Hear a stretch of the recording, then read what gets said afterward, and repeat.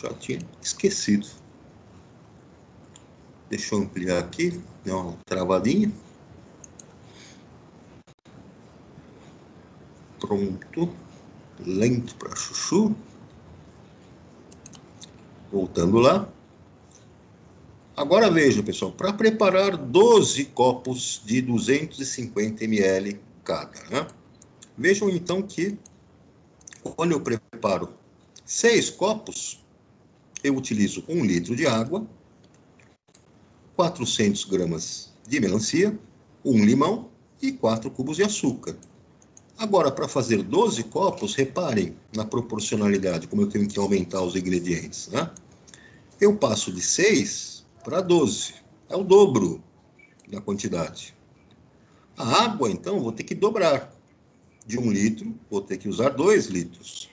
De melancia, eu usava 400 para 6, tenho que usar 800 para 12.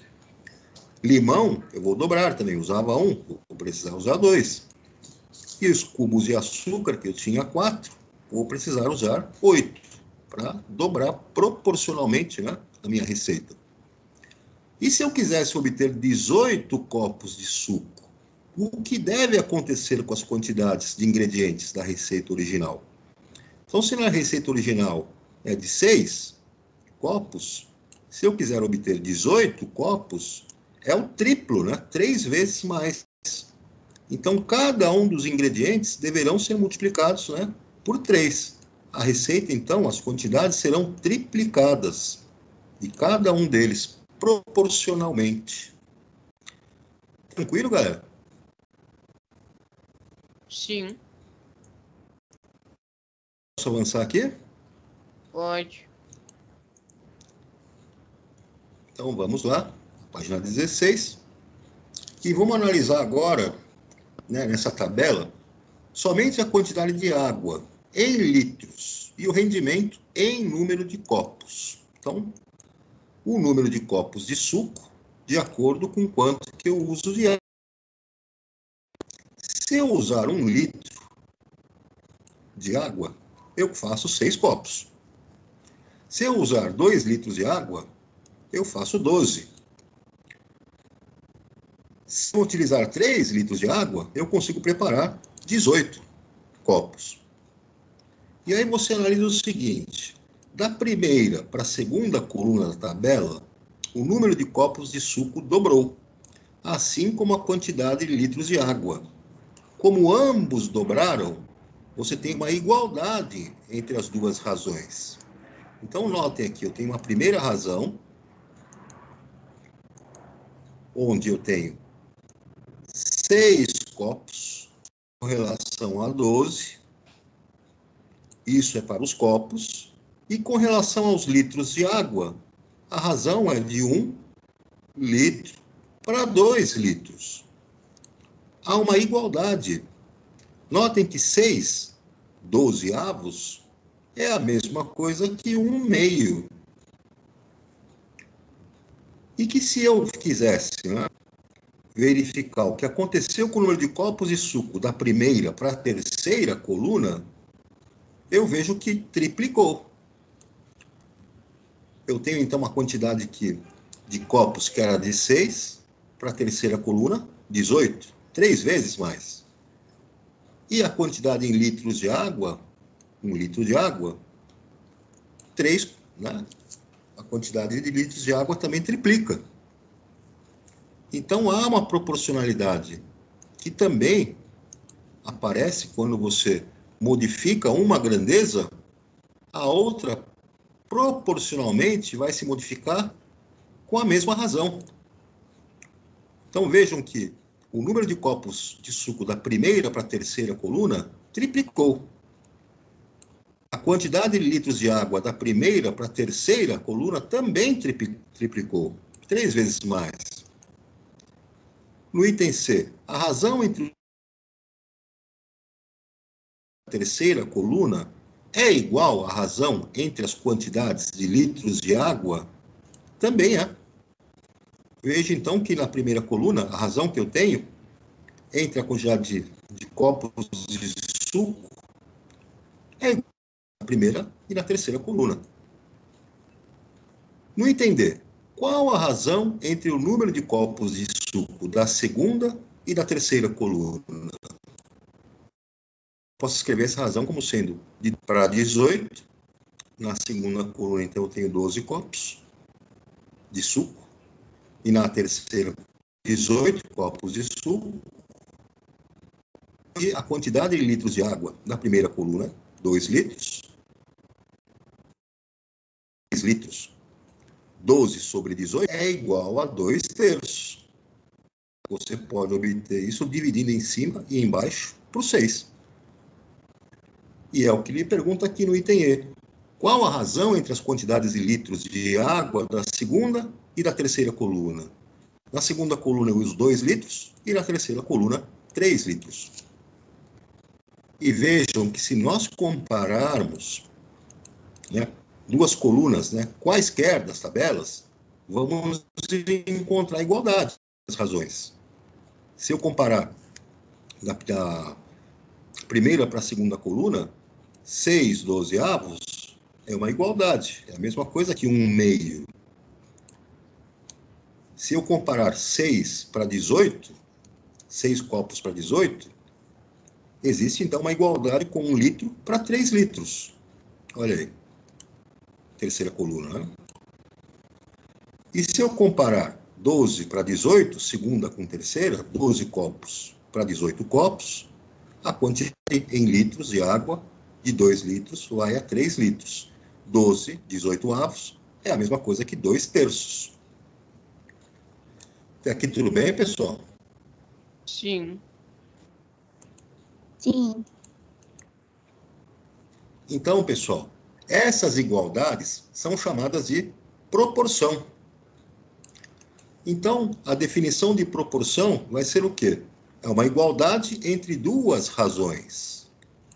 E qualquer proporção, onde eu tenho uma igualdade entre duas razões, ela vai ser representada por essa igualdade entre duas frações. A, B, C e D são números diferentes de zero, e eu vou criar, então, nesta ordem, uma proporção, eu vou ter uma proporção quando A sobre B for igual a C sobre D. Onde eu chamo esses elementos nessa proporção de extremo, é o número A. O outro extremo vai ser o número D. Extremo porque eles estão aqui nessas pontas, né? E eu vou chamar o número C, aqui desse lado direito, de meio, assim como eu tenho o número B, também sendo considerado como meio. E nós lemos a nossa proporção da seguinte maneira: A está para B, assim como C está para D. Então, notem, A está para B, nesta razão, assim como C está para D. Essa é a leitura que nós fazemos quando nós montamos uma proporção. Vamos ver esse exemplo que é colocado aqui. Ele diz o seguinte: o Gustavo está montando esse carro. Beleza, está o carrinho dele aqui montando. Essa miniatura ficou com 21 centímetros de comprimento por 6 centímetros de altura. O Gustavo sabe que o carro original tem 504 centímetros de comprimento por 144 centímetros de altura. E aí pergunta-se no item A: qual a razão entre as medidas do comprimento da miniatura do carro, né, e do original? Então, essa razão vai ser a seguinte: eu tenho o comprimento da miniatura, 21, e o comprimento do carro original, 504 centímetros. Então, essa razão vai ser representada sobre 504. Reparem que nós podemos dividir em cima e embaixo por 21, para nós chegarmos a uma fração irredutível. É a simplificação, né? Quando eu divido por 21 em cima e embaixo, 21 dividido por 21 vai dar 1. 504 dividido por 24, por 21, vai dar 24. Portanto, a minha razão é 1 sobre 24. Ok, galera?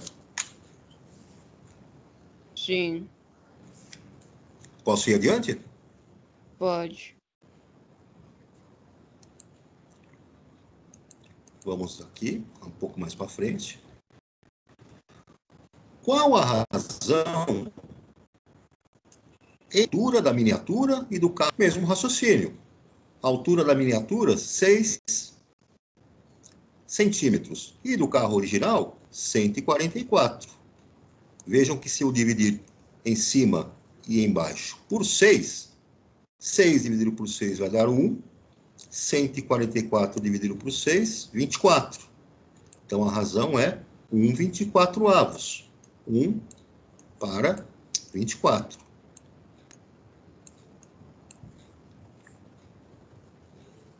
Tudo bem, galera? Sim. Agora, ele pede aqui no item C, antes de simplificar as razões obtidas nos itens A e B, escreva uma proporção. Então, a proporção nossa vai ser comparar, né? Por exemplo, aqui, uma altura, um comprimento do carrinho na miniatura, pelo comprimento do carrinho real, né? Isso vai ser igual, então, numa mesma proporção da largura do carrinho miniatura e da altura do carro real. Então, antes de simplificar, eu vejo que a primeira razão, 21 sobre 504, que é uma razão que expressa a proporção do comprimento, vai ser igual à proporção que expressa a razão da largura. Tudo bem aqui, pessoal? A miniatura Sim. e o carro real devem ter uma mesma proporção. Quando eu fiz, então, a redução, a miniatura, o que diminuiu no comprimento é proporcional ao que vai diminuir no carro real, né, enquanto a miniatura, também na largura. Aí ele pergunta aqui, qual o produto dos extremos dessa proporção? Então, eu vou fazer assim, ó, 21 vezes 144, e eu vou obter 3.024. E o outro extremo, eu vou fazer 6 vezes 504. 6 vezes 504, 3.024. Então, se nós compararmos os resultados, vimos que esses produtos dos extremos são o quê, pessoal? Iguais. E se eles são iguais, significa que eu tenho, né, uma proporção expressa aí no tamanho do carro real com relação à miniatura. Se você fizer uma situação como essa, em qualquer proporção, né, você vai encontrar sempre o produto dos extremos, né? O produto do primeiro extremo vai ser igual ao produto do segundo extremo. As suas grandezas, então, têm proporcionalidade. O que vem, então, comprovar a propriedade fundamental das proporções. Sempre que você tiver essas proporções, são proporções expressas por razões, né? Então, se a sua proporção A sobre B tiver proporcionalidade, né, com C sobre D, o produto dos extremos, A vezes D, é igual, né, ao produto do outro extremo, B vezes C. Está aqui, né, a sua propriedade fundamental. Tranquilo, galera? Sim. Vamos aqui adiante. Um outro exemplo, né? Veja essa proporção que foi colocada aqui, né? Eu tenho aqui 2/5 igual a 16/40. E se houver proporcionalidade nisso, significa então que 2 vezes 40, 80, tem que ser igual a 5 vezes 16, também 80. Então, a proporcionalidade está mantida. Eu posso ter uma situação também onde um dos elementos aí da minha proporção é uma incógnita. Eu desconheço. É o caso dessa equação que vocês estão vendo aqui.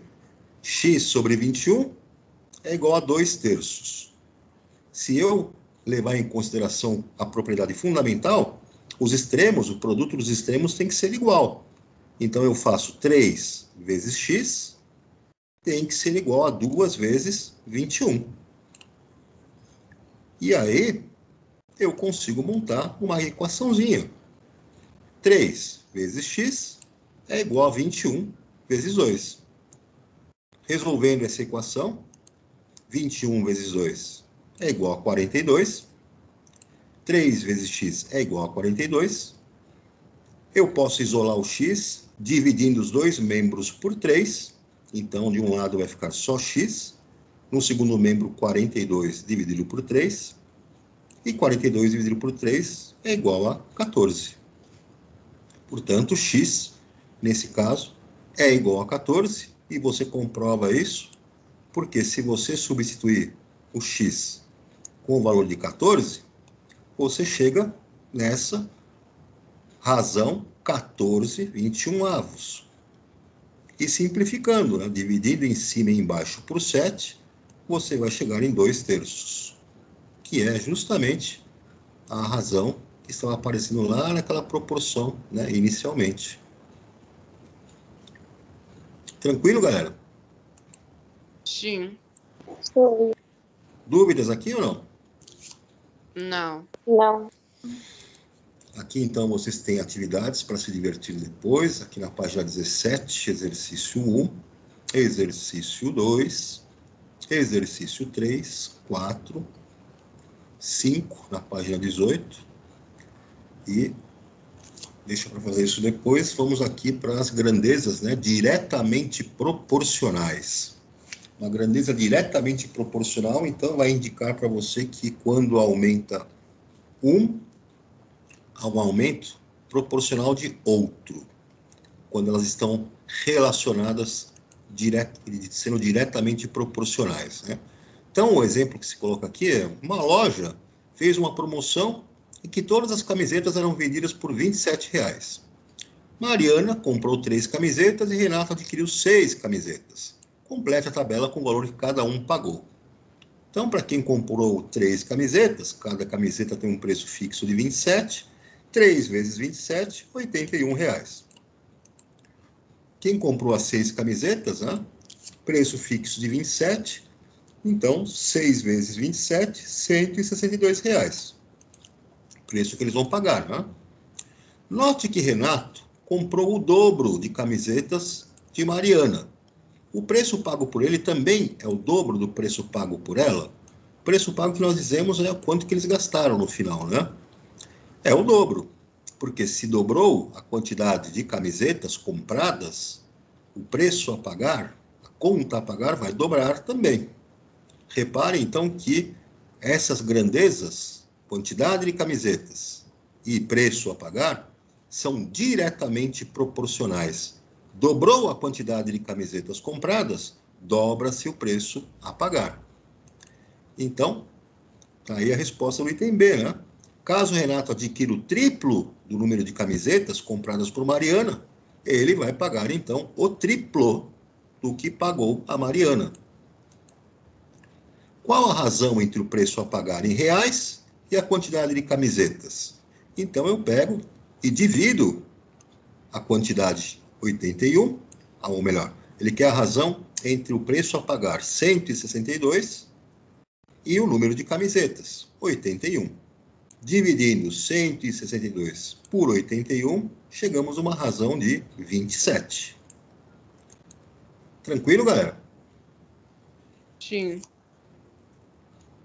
Posso avançar aqui? Pode. Pode. Agora tem aqui um outro exemplo, né? Uma outra situação. Eu tenho um hexágono regular. esse hexágono regular é um polígono em que todos os lados têm a mesma medida. Ele é um hexágono, tem 6 lados, cada lado tem uma medida de L. Então, vejam, medida dos lados. Se eu tenho um lado medindo 2, o L, o perímetro vai ser 12.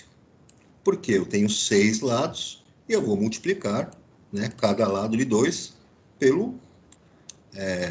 cada lado desse hexágono, né, vai ser multiplicado, então, aí por 6, porque ele tem 6 lados. Deixa eu pôr a canetinha aqui. Então, vejam. Se o nosso lado, o nosso L, valer 2, são 6 lados para se somar para o perímetro. Então, vou multiplicar isso por 6, eu teria um perímetro de 12. Se o lado valer 4, de novo eu multiplico por 6 e eu obtenho perímetro de 24.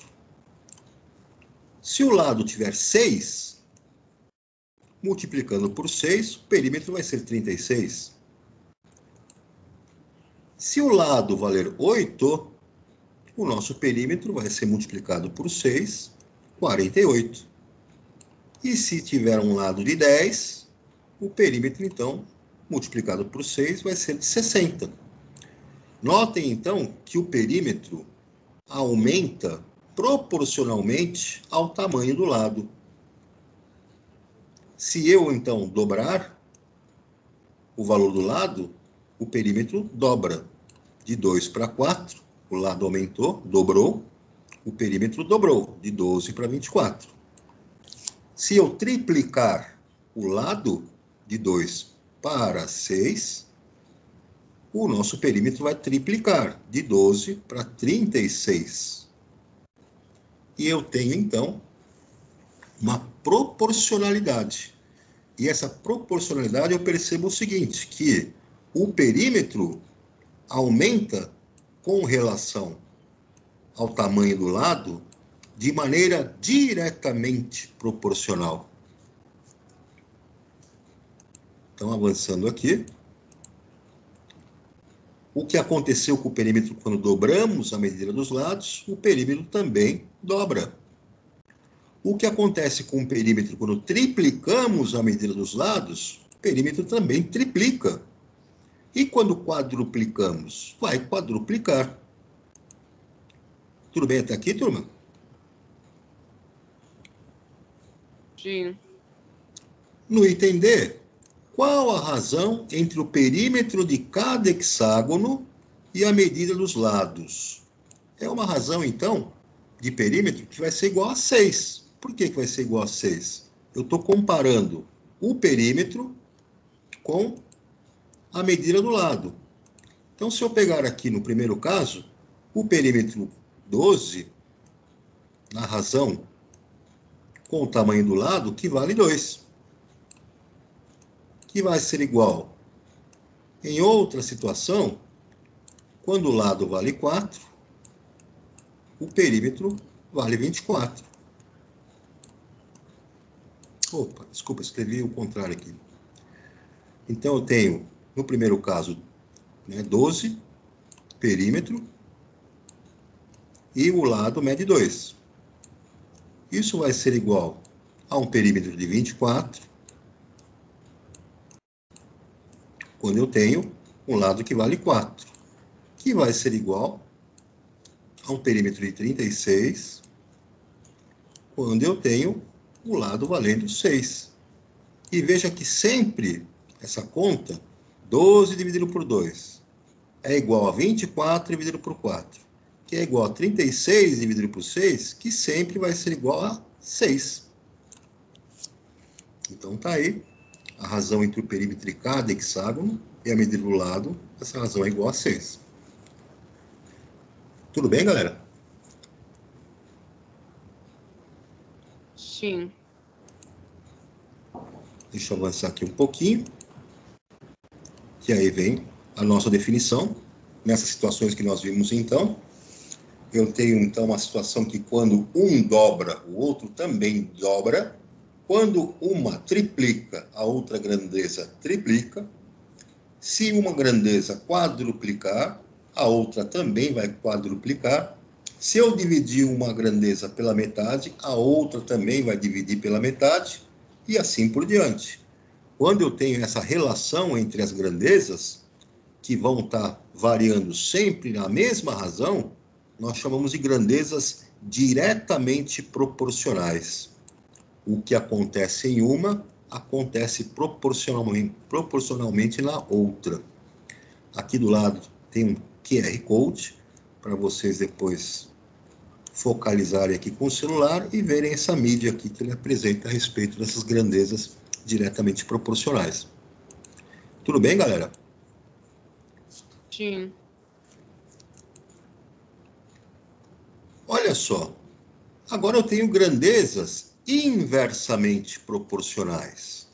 Então você vai usar a mesma lógica, né? Se as grandezas diretamente proporcionais funcionam em uma razão onde quando uma aumenta, a outra aumenta proporcionalmente, se elas forem inversamente proporcionais, vai acontecer o contrário. Quando uma aumentar, a outra vai diminuir, ou vice-versa. Se você multiplicar, dobrar uma, a outra vai reduzir pela metade.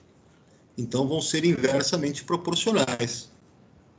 O exemplo que ele coloca aqui é do Eduardo, né, que foi num caixa eletrônico, fazer um saque de R$1.000. Imagine que nesse caixa o cliente tem a opção de escolher apenas um tipo de cédula entre as existentes. Há cédulas de 10, de 20, de 50 e de 100. Agora também já tinha de 200, né? Caso Eduardo escolha receber apenas um tipo de cédula, poderá receber diferentes números de cédulas, dependendo do valor escolhido. A tabela a seguir mostra as possibilidades. Então, na tabela mostra o valor de cada cédula e o número de cédulas que ele vai receber do caixa eletrônico. Se ele quiser escolher cédulas de 10, ele vai receber, então, 100 cédulas para os 1.000 que ele vai sacar. Se ele quiser cédulas de 20, ele vai receber 50. Se ele quiser cédulas de valor de R$50, ele vai receber 20. E se ele quiser cédulas de R$100, ele vai receber apenas 10. Aí veja a pergunta, né? O que acontece com o número de cédulas quando dobramos o valor de cada cédula? Cada uma delas, né? Então vejam, pessoal, a quantidade de cédulas que você recolhe lá no caixa, ela vai diminuindo à medida que aumenta o valor da cédula. Cédulas de 10, recebe 100. Aumentou o valor de 10 para 20, a cédula vai receber 50. Aumentou o valor da cédula para 50, vai receber 20. Aumentou o valor da cédula para 100, vai receber 10. Note, então, que à medida que você tem, né, uma quantidade no valor da cédula dobrando, quando eu dobrei o valor da cédula de 10 para 20, a quantidade de cédulas que eu recebi aqui também foi dividida, né, pela metade. Quando você dobrou o valor da cédula, a quantidade de cédulas foi reduzida pela metade. Comparando, então, né, no item B, então a resposta no item A está aqui, né? O número de cédulas é dividido pela metade, quando você dobra o valor de cada cédula. Ele pede para comparar o número de cédulas de 10 com o número de cédulas de 50. Então, comparando de 10 para 50, vejam, quando o valor da cédula passou de 10 para 50, eu aumentei, então, o valor em 5 vezes. A quantidade de cédulas diminuiu de 100 para 20. Quer dizer que eu dividi por 5. Quando multiplicou por 5 o valor das cédulas, a quantidade de cédulas foi dividida por 5. E quando você compara, né, com as cédulas de 100, por exemplo, né, se você comparar o número de cédulas de 20 para o de cédulas de 100, veja que quando você, né, usou cédulas de 20, você tinha 50 cédulas. Quando passou para 100, passa a ter 10. Ou seja, essa redução também segue uma condição inversamente proporcional. De 20, eu aumentei o valor para 100, eu multipliquei por 5. 5 vezes mais o valor. A quantidade de cédulas passou de 50 para 10. Eu dividi 50 por 10, 50 por 5. Então, vejam como que é inversamente proporcional, né? Se uma grandeza aumenta, proporcionalmente a outra diminui. Se uma grandeza aumenta 5 vezes, a outra é reduzida em 5 vezes. Se multiplico por 5 uma, a outra eu divido por 5. Essa condição é de ser inversamente proporcional. Tudo bem até aqui, turma? Sim. Sim. Então tá aí as respostas do item A, B e C, né? O que acontece quando você compara, né, as quantidades, o valor das cédulas pela quantidade que você recebe. Comparando, então, temos aí, no primeiro caso, né, eu tenho o valor, né, quando o valor está dobrando, o número de cédulas é dividido pela metade, no item A. No item B, quando eu passo de R$10 para notas de 50, a quantidade de cédulas, então, é reduzido em 5 vezes, né, dividido por 5. E no item C, comparando as cédulas de 10 com as de 100, eu vejo que com cédulas de 10 passando para valor de 100, eu tenho aí 10 vezes maior valor, o número de cédulas é dividido por 10, proporcionalmente. Grandezas inversamente proporcionais. Um outro exemplo que ele coloca aqui. Qual o comprimento e a largura de um retângulo com área igual a 24 centímetros quadrados? Então, né, a área é sempre o produto entre o comprimento e a altura, e essa área desse retângulo vai ter 24 centímetros quadrados. Eu posso, então, usar um comprimento de 2 centímetros e uma largura de 12. Então, vejam que o produto, né, 2 vezes 12 vai dar 24. Eu posso usar um comprimento de 3, e nesse caso a largura vai ter que ser 8. Por quê? 3 vezes 8, 24. Eu posso usar um comprimento de 4, e nesse caso a largura vai ser de 6. Assim como eu posso usar comprimento de 6 e largura de 4. Ou comprimento de 8 e largura de 3. Reparem, então, na seguinte situação, com relação às dimensões desse retângulo.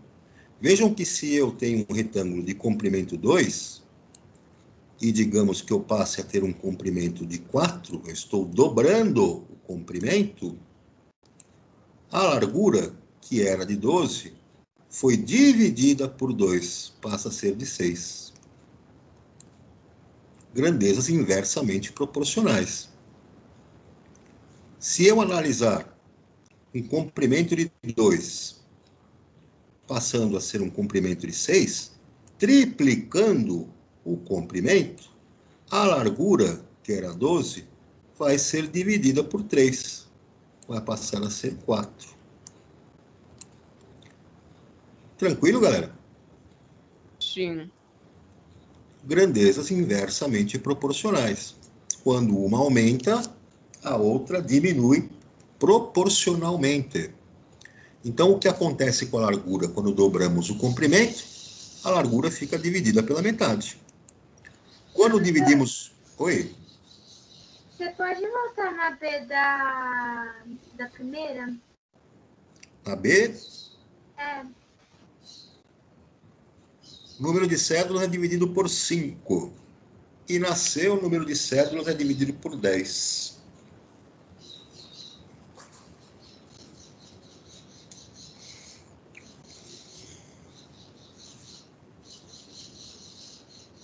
Dúvida até aqui, pessoal?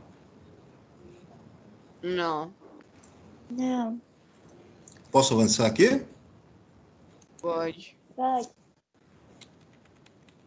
Então tá aí né, com relação ao nosso retângulo, se a largura dobra, o comprimento, desculpa, se a largura, né?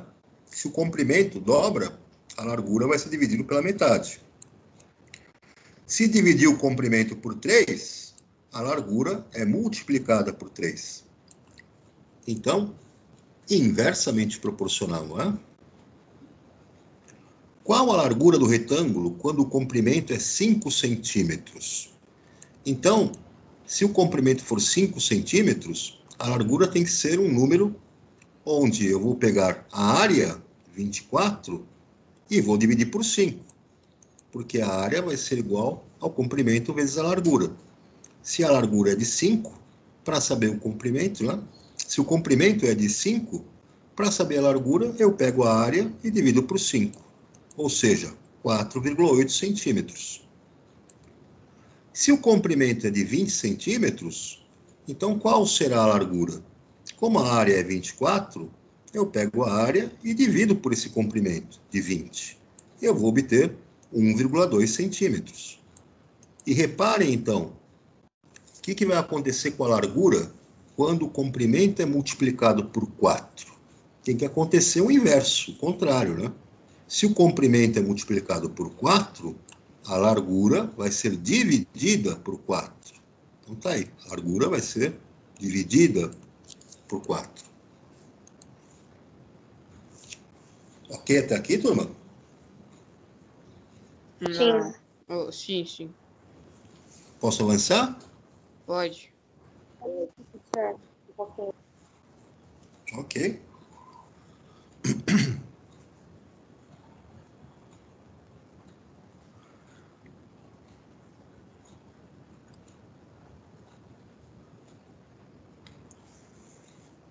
Quando puder avançar. Beleza. Vamos aqui adiante.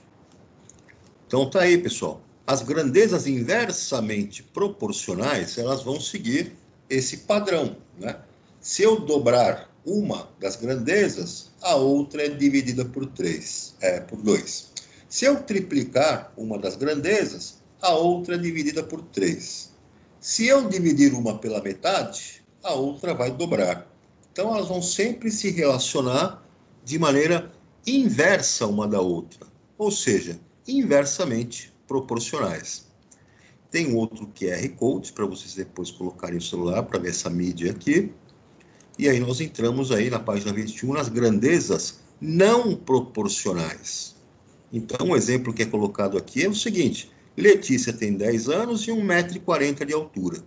A tabela a seguir mostra como variou a altura dela nos primeiros 10 anos de vida.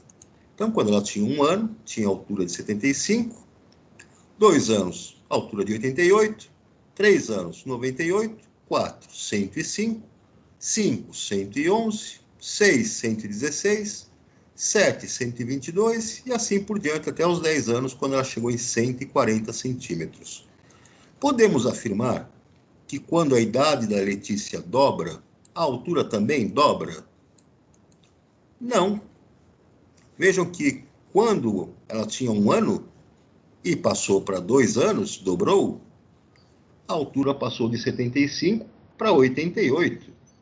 Se tivesse dobrado essa altura, seria 140 e não 88.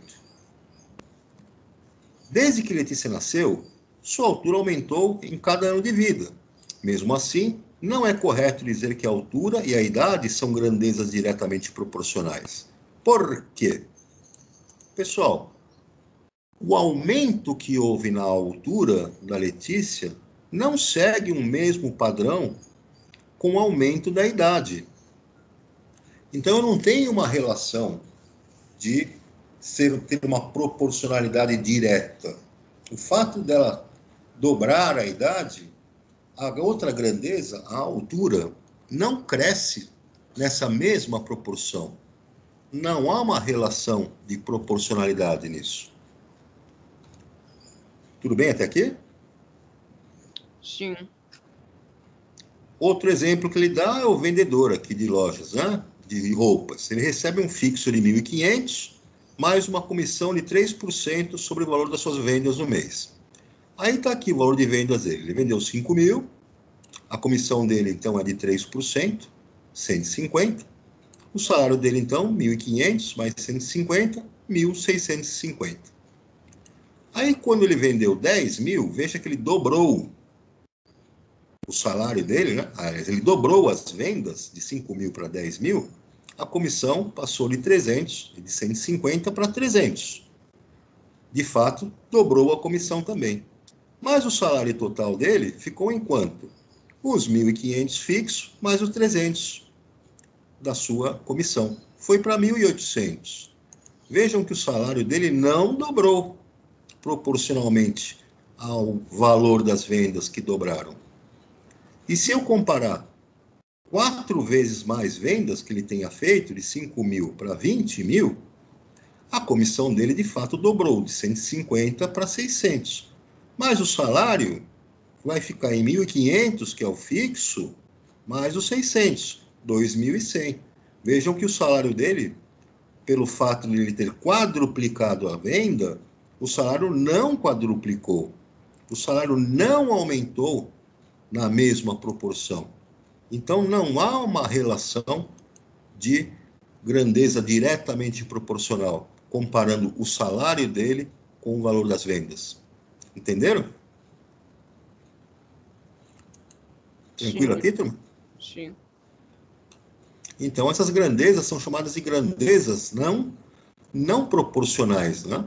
Então, quando você observa o valor das vendas, quando o valor das vendas dobraram, a comissão também dobra. Então, nesse caso, salário e comissão são grandezas diretamente proporcionais. Verdade. Agora, quando você também observa o valor das vendas, né, e a comissão como grandezas diretamente proporcionais, significa que se dobrar a venda, dobra a comissão. Se triplicar a venda, triplica a comissão. No entanto, com relação ao salário, no final, não acontece isso. Não há uma relação de grandezas terem, né, alguma relação diretamente proporcional. São grandezas não proporcionais. Tranquilo até aqui, galera? Sim. Antes de entrar aqui na regra de 3, eu vou deixar vocês tomarem uma aguinha rapidinho e a gente já volta aqui para poder entender como que nós montamos, como que nós usamos essas regras de 3 para poder trabalhar, né, com grandezas que são diretamente e também inversamente proporcionais. Beleza, galera? Beleza. Tá joia, então. Daqui a pouquinho nós estamos de volta, tá? Tá bom. Ok.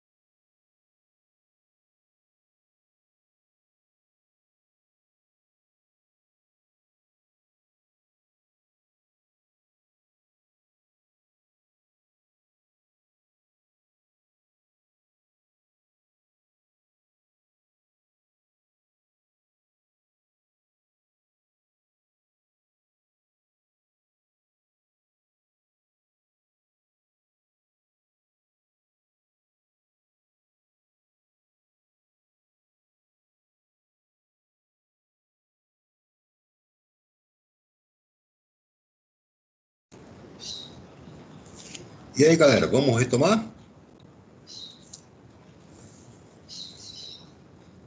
Sim. Todos apostos aí? Sim.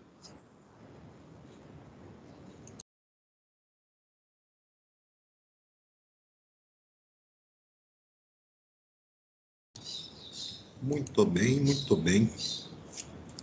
Vamos lá para a nossa regrinha de 3, né?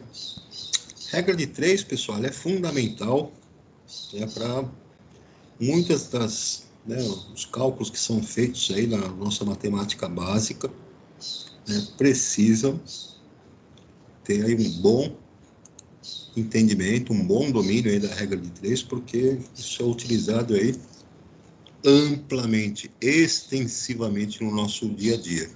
Então, o próprio nome já diz, na regra de 3, nós vamos ter uma condição de proporcionalidade entre grandezas, né? Essa condição de proporcionalidade pode ser de forma diretamente proporcional, né? Uma grandeza aumenta, a outra também aumenta, e pode ser uma grandeza inversamente proporcional.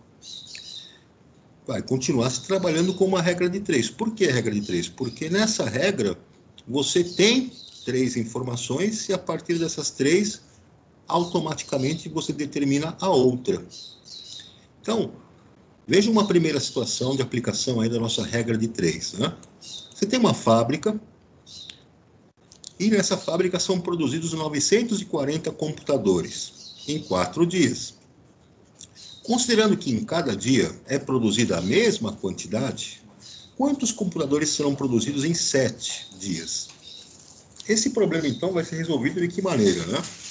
Se você pegar 940 e dividir por 4, ou seja, você está produzindo com 940 computadores em 4 dias, esta é uma razão fixa, né? Significa que você produz 235 computadores por dia. Isso já é uma informação fixa, constante. E se você pegar essa quantidade produzida por dias e multiplicar por 7, você terá então a quantidade de computadores que serão produzidos em 7 dias. 235 vezes 7, 1645. Então, já consegue, né, calcular a quantidade de computadores que você produz em 7 dias. Uma outra maneira de você associar o tempo em dias com relação à quantidade de computadores produzidos é relacioná-los desta maneira.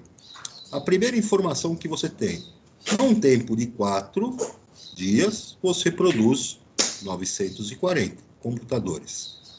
Qual será a quantidade de computadores X, uma incógnita que você não sabe, que serão produzidos em 7 dias?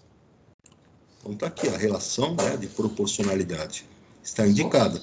As grandezas são diretamente proporcionais. Então, se eu fizer uma razão 4 dividido por 7, vai ser igual a 940 dividido por x. Esta razão, 4 sétimos, é diretamente proporcional, então vai ser igual a esta razão, 940 dividido por x. Grandezas diretamente proporcionais. Vejam, então, que eu faço essa igualdade aqui embaixo. 4 sétimos, 4 dividido por 7, é igual a 940 dividido por x. A minha leitura é que 4 está para 7, assim como 940 está para x. Está aí uma regra de 3. Eu tenho 3 informações e vou determinar uma incógnita. Aplicando, né, o princípio fundamental das proporções, nós fazemos então aquela operação de multiplicar os extremos, né? Fazer o produto entre os extremos. 4 vezes x, portanto 4x, tem que ser igual a 7 vezes 940. 7 vezes 940. Chegamos a uma equação de primeiro grau, né? Fácil de você resolver. Então, você faz aqui 4x vai ser igual a 6.580 Se eu dividir ambos os membros por 4, primeiro membro e o segundo membro, note que no primeiro membro eu isolo o x, vai ficar 4 dividido por 4, 1, portanto vai ser igual a x.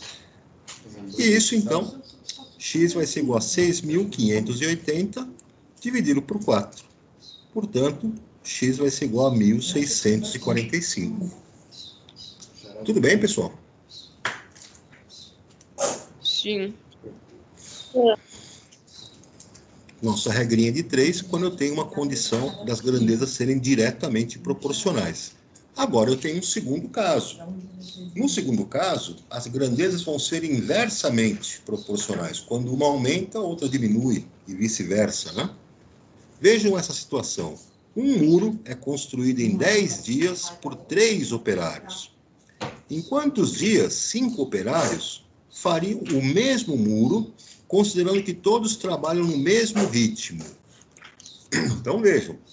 As grandezas são inversamente proporcionais, porque quanto mais operários eu tiver, menos tempo eu levo para construir o muro. Vamos montar uma tabela, e nessa tabela nós colocamos aqui as informações, né? Número de operários e tempo. Quando eu uso 3 operários, eu levo um tempo de 10 dias. Quando eu utilizo 5 operários, qual será o tempo que eu vou levar? X. Vejam que as grandezas são inversamente proporcionais. Então, esta razão, 3/5, ela não vai ser igual à razão 10 sobre x. Vai ser igual a uma razão inversa, inversamente proporcional. Eu vou escrever a razão 10 sobre x. Eu vou inverter. Perceberam aqui, pessoal? Sim. Então tem que escrever a razão invertida, porque as grandezas são inversamente proporcionais. Então eu posso escrever que 3 está para 5, assim como x está para 10. Inverti a segunda razão, porque as grandezas são inversamente proporcionais. Agora eu posso fazer a operação, né, sem problemas, que eu já conheço. Vou usar o princípio, né, fundamental das proporções. O que eu faço aqui, então? Multiplico os extremos. Então, 3 vezes 10 vai ser igual a 5 vezes x. 3 vezes 10 é igual a 5 vezes x. Eu monto, então, uma equaçãozinha. Nessa equaçãozinha eu tenho aqui 3 vezes 10, 30. É igual a 5 vezes x, 5x. Para resolver essa equação, então, eu divido ambos os lados, né? Para eliminar o 5 do nosso x, para isolar o x, eu venho aqui, divido por 5 de um lado, no primeiro membro, e divido por 5 no segundo lado. Então, veja que 5x dividido por 5, 5 vai cancelar com 5, e eu vou ter 30 dividido por 5. 30 dividido por 5 vai ser igual a 6. Então, vejam que nós usaremos 6, gastaremos 6 dias para fazer o mesmo trabalho quando nós aumentamos o número de operários de 3 para 5. Então, aumentando o número de operários de 3 para 5, o tempo que eu vou levar para levantar aquele muro vai ser reduzido de 10 para 6 dias. Então, há uma relação de ser inversamente proporcional, né? Essas grandezas. Tranquilo, galera? Sim. Dúvida até aqui ou não? Não. Não. Então, pessoal, as duas situações que nós verificamos, elas se enquadram nessa condição. Nós aplicamos o que nós chamamos de regra de 3. Essa regra de 3 consiste em descobrir o valor que é desconhecido, né, de uma determinada situação, quando nós conhecemos outros 3 valores, respeitando a condição das grandezas ser diretamente proporcionais ou inversamente proporcionais. Estão vendo essas atividades aqui, galera? Sim. Página 23. Página 24, exercícios para fazer. E aí nós entramos aqui na porcentagem. Então, com relação à porcentagem, né, nós temos uma mesma análise que pode ser feita aqui. Como que nós aprendemos a calcular as porcentagens, né? Veja o exemplo que é colocado aqui dessas crianças. Em uma sala de aula, 45% dos estudantes obtiveram nota acima de 8 na última prova de matemática. Como a turma tem um total de 40 alunos, como é que nós podemos calcular o número de alunos com nota acima de 8? Então, são os raciocínios que você faz. Você pode fazer um raciocínio proporcional. De que maneira você faz isso? 100% dos alunos corresponde a 40 alunos no total. Para você saber quanto corresponde a 5%, você pega 100 e divide por 20. 100 dividido por 20 dá 5%. Eu faço a mesma coisa aqui com os alunos. 40, para saber quanto é 5%, eu divido por 20 e vou saber que são 2 alunos. E se eu quiser saber 45% desses alunos, o que eu faço? Eu posso pegar 5% e multiplicar por 9. 5 vezes 9, 45. Então, eu pego o número de alunos. Se 5% são 2 alunos, multiplicando por 9, eu tenho 18 alunos. Tranquilo até aqui? Sim. Outra forma é você utilizar fração. Por exemplo, quanto que é os 45% de 40 alunos? Eu pego 45% e multiplico pelo número total de alunos, 40. 45 vezes 40 no numerador vai dar 1.800. 1.800 dividido por 100, portanto, 18 alunos. Esse é o raciocínio que você faz em forma de fração para esse cálculo. E na forma decimal, eu vou considerar que 45% é a mesma coisa que 45 dividido por 100, ou seja, 0,45. Então, eu pego o número total de alunos, 40, e multiplico por 0,45. E obtenho lá 18 alunos. Vejam, então, que para você descobrir quantos alunos são 45% do total de 40, você pode fazer de 3 maneiras diferentes. Um raciocínio proporcional, pode trabalhar na forma de fração e pode trabalhar na forma decimal. Tudo bem até aqui, turma? Sim. Vamos adiante. Está aqui. Uma outra maneira, né, que você poderia utilizar para trabalhar com o percentual, o que acontece aqui, então? Se você montar essa tabelinha, veja que 100% dos alunos correspondem a 40. Se eu quiser saber quanto que corresponde a 45%, o número de alunos vai ser X. Vejam que a porcentagem é uma relação que tem uma condição de ser diretamente proporcional. Então, se o percentual muda numa proporção, a quantidade também vai mudar na mesma proporção, de maneira diretamente proporcional. Então, eu posso escrever uma razão. 100 sobre 45 vai ser igual a 40 sobre x. Vejam aqui, então, 100 sobre 45 é igual a 40 sobre x. Princípio fundamental da proporcionalidade, as grandezas são diretamente proporcionais. 100 vezes x, produto aqui dos extremos, 100x, vai ser igual a 45 vezes 40. 45 vezes 40. 45 vezes 40 dá 1.800. Divido por 100 dos dois lados para isolar x. Vai ficar 1.800 dividido por 100. Portanto, x é igual a 18. Mesmo resultado, né, que nós chegamos através de uma relação de ser diretamente proporcional. Aplicamos uma regra de 3 também para cálculos de porcentagem. Moleza, galera? Sim. Posso avançar aqui? Pode. Acréscimos e descontos percentuais. Eu também posso aplicar esse mesmo raciocínio quando eu trabalho com acréscimos, né?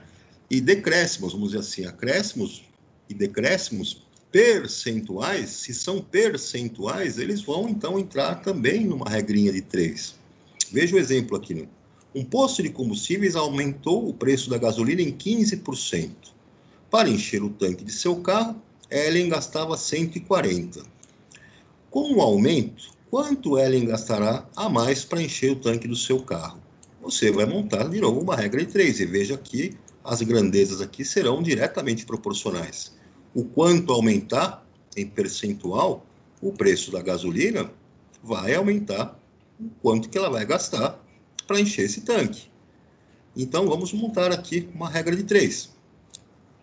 Se eu tenho 100% do custo, né? 100% do preço da gasolina correspondia a R$140, um aumento de 15% corresponderá a quantos reais de aumento? X.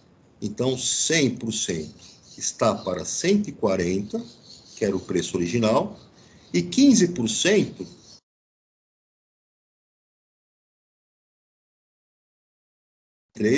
escrevendo as razões. 100 está para 15, assim como 140 está para X.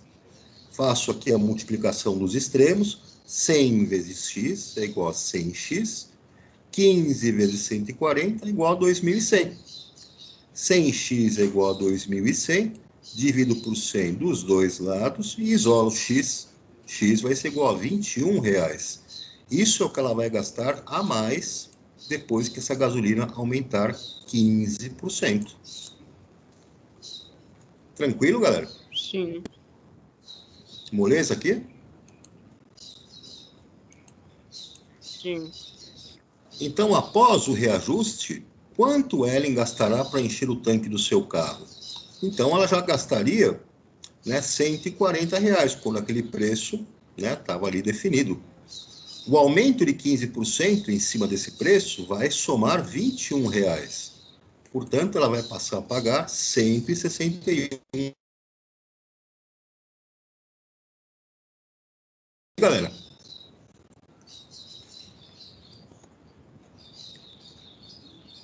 moleza aqui? Sim. Uma outra situação que aparece agora é com relação a desconto. Então, veja aqui a situação dessa batedeira. Falou que custa R$320 em 3 vezes iguais, ou à vista com 8% de desconto. Muito bem. Eu tenho que saber quanto que é esse desconto, né? Quanto que representa esses 8% de desconto. O que eu faço, então? Eu vou também montar uma regra de 3, porque eu sei que, à medida que você tem, né, um aumento do desconto, o preço que você vai pagar vai diminuir. Então, aqui nós podemos observar que nós vamos ter uma relação que não vai ser diretamente proporcional. Então, vejam, quando eu tenho... na verdade, vai ser diretamente proporcional. Quanto maior o desconto, menos você vai pagar. Se você pagasse 100% do preço, você pagaria R$320. Quero saber quanto que eu vou pagar com um desconto de 8%, mas eu tenho que saber quanto que é esse 8% no desconto com relação ao preço total. Esse desconto, então, tem o valor de X. 100% está para 320, assim como 8% estará para X. Eu vou, então, fazer as duas razões. 100 dividido por 8 vai ser igual a 320 dividido por X. E faço, então, a multiplicação nos extremos, em cruz aqui, né? 100 vezes X vai dar 100X.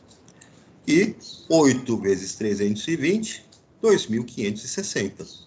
Divido os dois membros por 100, eu isolo o X, 2.560 dividido por 100, 25,60.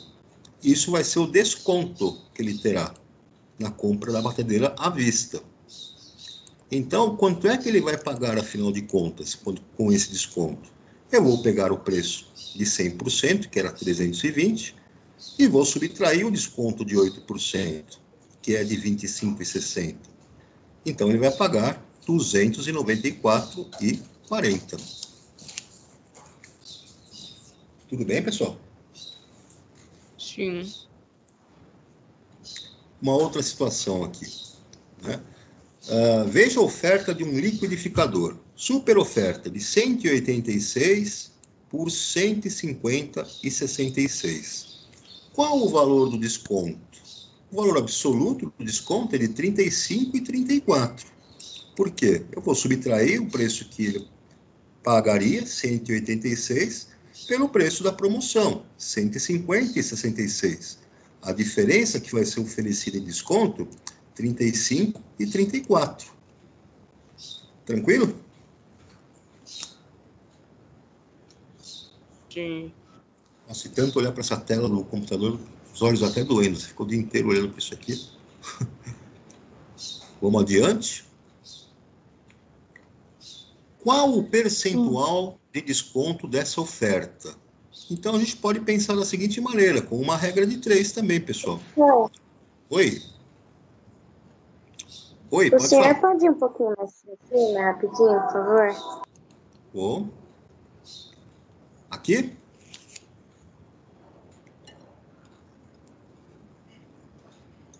Sim, espera um pouquinho, por favor, rapidinho. Ok.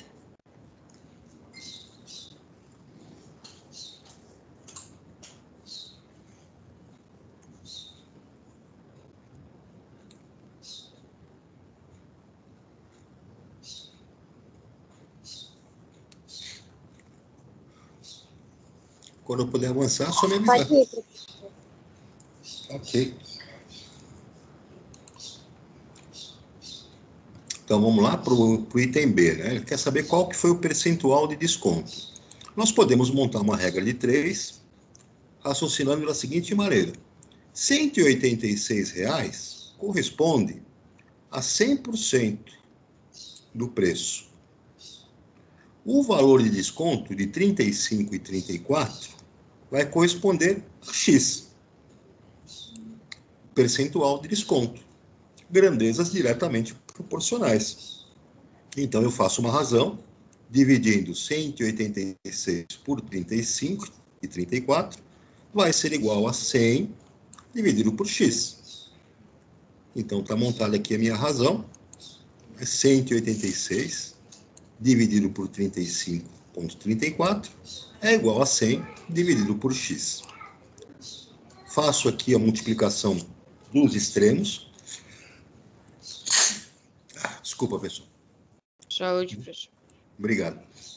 Multiplico aqui os extremos, então 186 vezes x vai ser igual a 100 vezes 35,34. Então está aqui 186x é igual a 3.534.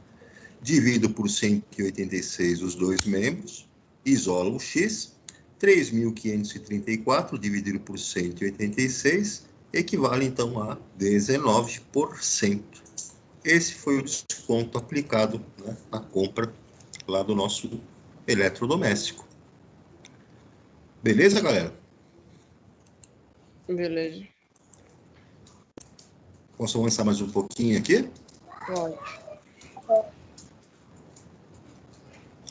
Aqui ele tem um outro ofertado. Ou 40% de entrada e 24 parcelas em 1.283. Muito bem. Vamos ver lá, então, os nossos cálculos. Qual vai ser o valor da entrada?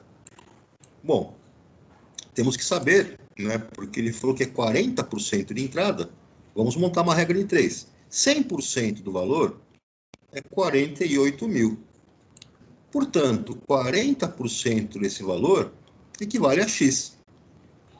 Montamos a razão, né? 100 dividido por 40 é igual a 48 mil dividido por X. Fazemos a multiplicação nos extremos, né? 100 vezes X é igual a 40 vezes 48 mil. chegamos em 100x é igual a 1.920.000, divido por 100 nos dois membros, os dois lados, isolo x, x vai ser igual a 19.200. Essa vai ser a entrada dele, 19.200, que são os 40% dessa entrada, né? Quanto Luiz pagará por esse carro? Bom, ele vai dar 19.200 de entrada e vai pagar 24 parcelas iguais, com saldo. Então, essas 24 parcelas que ele vai pagar lá com saldo são parcelas de 1.283. Então, são 24 vezes 1.283. Então, as parcelas serão de 30.792. O total que ele vai pagar pelo carro, então, é a entrada, 19.200, mais as 24 parcelas que somam 30.792.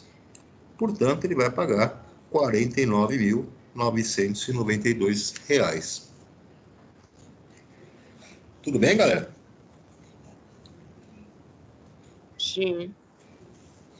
Sim. Podemos ir adiante aqui? Deixa eu esperar um pouquinho. Pode. Eu espero, não tem problema.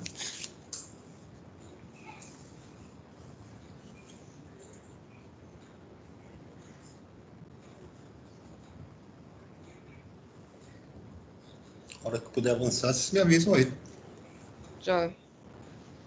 Por mim, pode. Ok.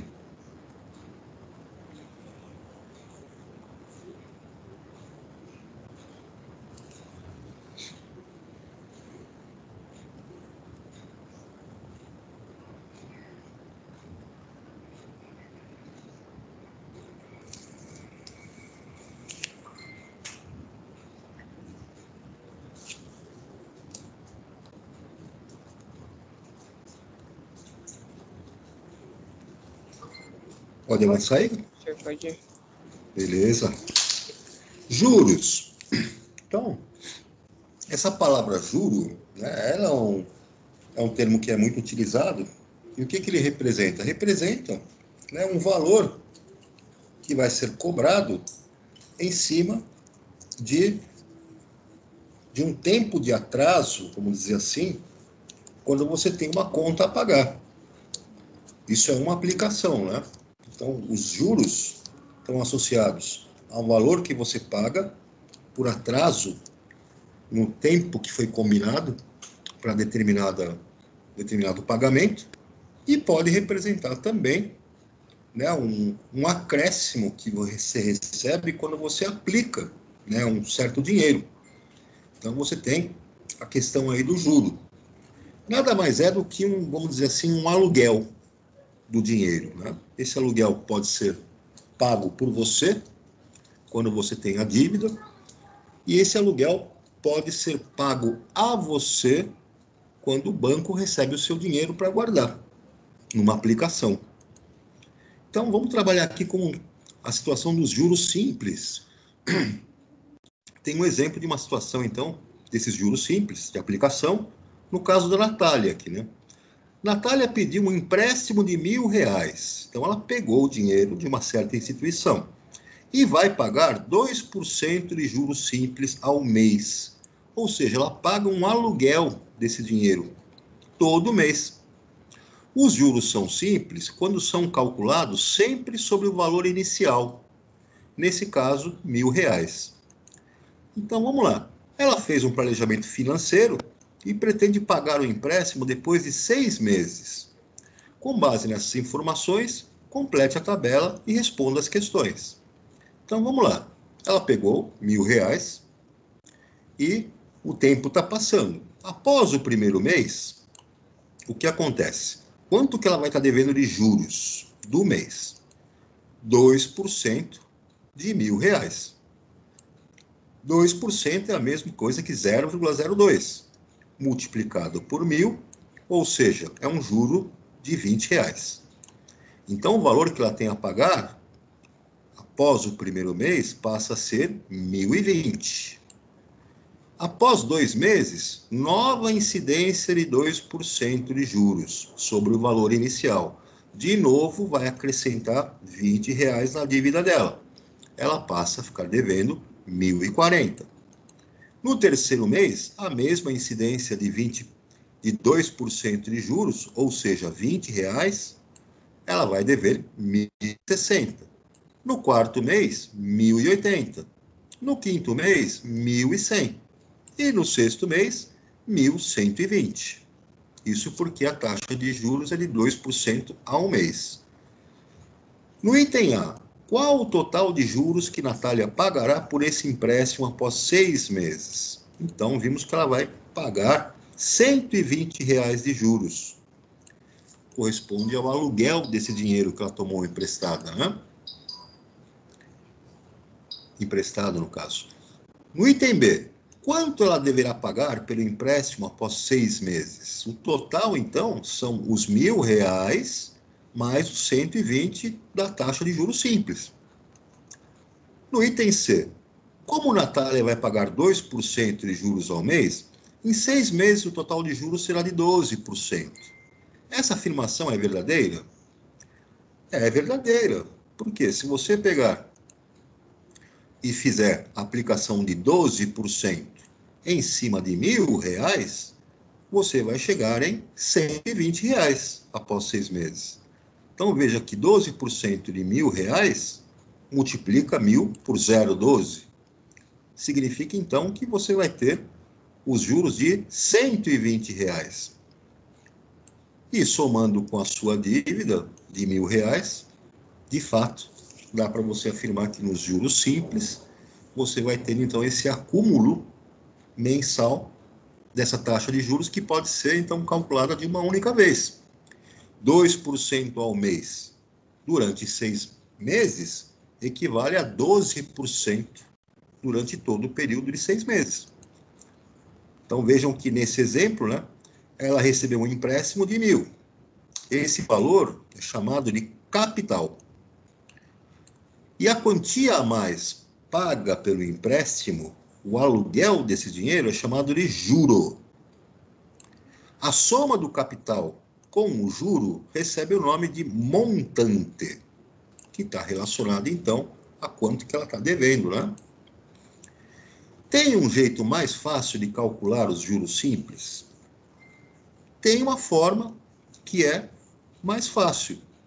Você pode montar uma expressão com uma fórmula que é descrita da seguinte maneira.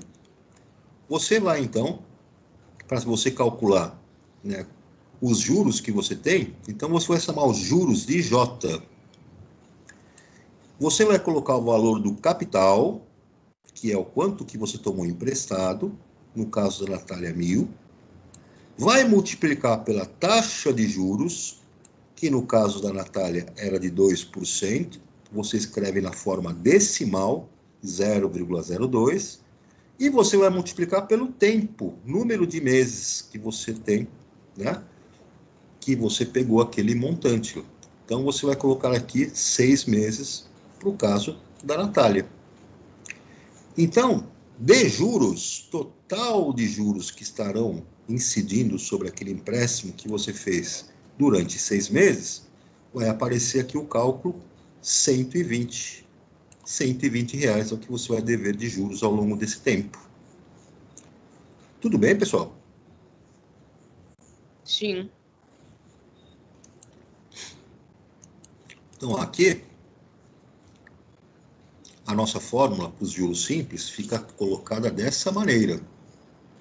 Então, está aqui a fórmula dos nossos juros simples, né? J corresponde aos juros que você terá. C corresponde ao capital, quanto que você pegou emprestado. I corresponde à taxa de juros na forma decimal.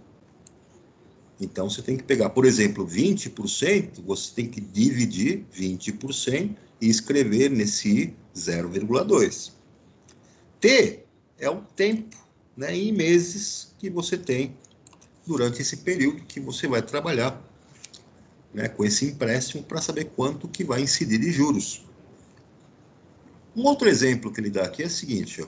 Imagine uma aplicação financeira. E nessa aplicação financeira, agora você não vai pagar o aluguel do dinheiro.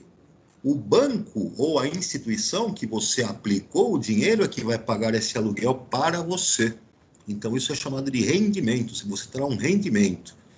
O Aurélio, então, ele fez uma aplicação que rendia para ele 8% de juros simples ao ano.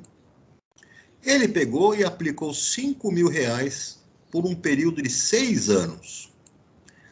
Quanto que ele vai receber, então, né, de rendimentos? Ou seja, os juros de aluguel que essa instituição vai pagar para ele por ele ter deixado com eles R$ 5.000. Quanto que ele vai ter, então, de juros rendendo para ele? Vamos aplicar a nossa fórmula, né? Então, nós temos que o capital aplicado é de 5.000. A taxa de juros, I, é de 8%, ou seja, 0,08. 8 dividido por 100. O tempo de aplicação será de 6 anos. A fórmula para os juros, então, é juros é igual capital vezes a taxa vezes o tempo. O capital foi de 5.000. A taxa de juros, 0,08. E o tempo, 6 anos. Fazendo nossas contas, os juros que ele terá direito serão de R$ 2.400. Após 6 anos, o montante que o Aurélio vai ter à sua disposição vai ser a soma do capital que ele aplicou, 5.000, mais o rendimento que ele teve com os juros, 2.400. O montante dele, então, será de R$ 7.400. Tudo bem, galera? Sim. Alguma dúvida aqui? Não. Muito bem, muito bem. Então, aqui eu tenho novos exercícios para vocês se divertirem.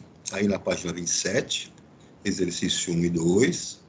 Na página 28, exercício 3, 4, 5 e 6. Página 29, exercício 7, 8. E aí vem aqui o organize as ideias, né? Então é só fazer um mapa mental aqui para organizar as ideias com relação às razões, né? E com relação às regras, né? Regra de 3. E fecha aqui nessa parte com esses exercícios que nós depois vamos estar corrigindo aí na próxima aula. Nós temos ainda um tempinho que eu vou pedir para vocês fazerem o seguinte, lá em cima, lá no começo da nossa aula, vocês têm uma boa lista de exercícios para fazer aí, não tem? Deixa eu mostrar aqui. Então, só para a gente repassar, para que vocês deem uma descansadinha. Aqui não, deixa eu ver. Aqui também tem exercícios, beleza. Os primeiros exercícios que eu passei para vocês foram aqui. Nós começamos o nosso assunto em proporcionalidade. Então, temos exercícios de proporcionalidade para fazer essas atividades. Marca aí na página 17. Depois, temos grandezas diretamente proporcionais. Grandezas inversamente proporcionais. Grandezas não proporcionais. A regra de 3. E aqui as atividades aí da página 23, que vocês vão precisar fazer também. Aqui na página 23, entramos em porcentagem, acréscimos e decréscimos. Vimos também os juros simples, a fórmula dos juros simples. E tem essas atividades na página 27 para vocês se divertirem também. Na sexta-feira nós vamos voltar nesses assuntos para fazer a correção desses exercícios. Terminando esses exercícios, não esqueçam de tirar a fotinho lá na apostila e mandar para mim lá na atividade no Positivo On. Tranquilo, galera? Sim. Sim. Alguma dúvida aí por enquanto? Tá suave? Suave. Tá bom, então. Tá bom então, moçada. Eu vou deixar vocês descansarem um pouquinho mais cedo, que a aula foi densa hoje. Um abração para todos, se cuidem, fiquem com Deus e até o nosso próximo encontro. Abraço, tchau, professor. Tchau, professor. Até. Tchau, moçada. Um abração. Tchau, professor. Tchau, Duda. Até mais.